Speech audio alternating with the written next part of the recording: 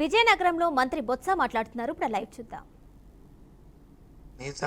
నీ సామాజిక వర్గం గురించి ఆలోచిస్తే ఎప్పుడూ పోయావు. నీ పొరలోకి ఎప్పుడైతే సమాజం పోయి సామాజికం వచ్చిందో అప్పుడే పోయావు నువ్వు.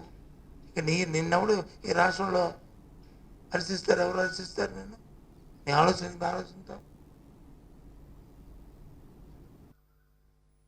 సామాజిక దృక్పథం ఉండాలి, కానీ సామాజిక లబ్ధి ఉంటే దాని గురించి ఆలోచించడం రాజకీయ నాయకులు అప్పుడే పెద్ద హర్షించరే.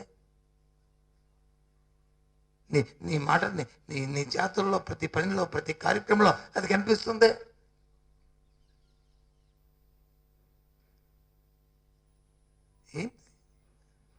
అందుకే ఏదైతే ఈసీ వచ్చి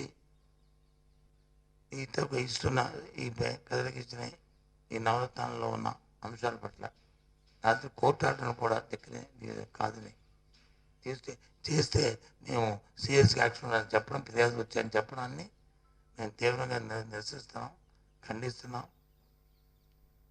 ఈ విధంగా అదే ఇవాళ కూటమికి వచ్చి లొంగిపోవడం అనేది కరెక్ట్ కాదు. అయినప్పటికీ ఇంకొకటి 2 రోజులే ఆ లబ్ధిదారులందరికీ చెప్తున్నాం. ఏదైనా మీకు ఎన్నికలైన తర్వాత, ప్రధాన తర్వాత మీకు అందరికీ ఆ లబ్ధి తప్పకుండా 100% వస్తుంది అనేది మీ ద్వారా చెప్తూ, ఏదైతే ఇలాంటి నీచమైన రాతలు రాస్తూ అడ్వర్టైజ్మెంట్ చేస్తూ డబ్బుకి వచ్చి గడి తినే ఇలాంటి పత్రికా యాజమాన్యాలకి, విలువలు లేని వ్యక్తులకి రాబోయే కాలంలో ప్రజలే తిరిపించి బుద్ధి తిప్పి వీళ్ళకి కూడా తగ్గిపోద్ది.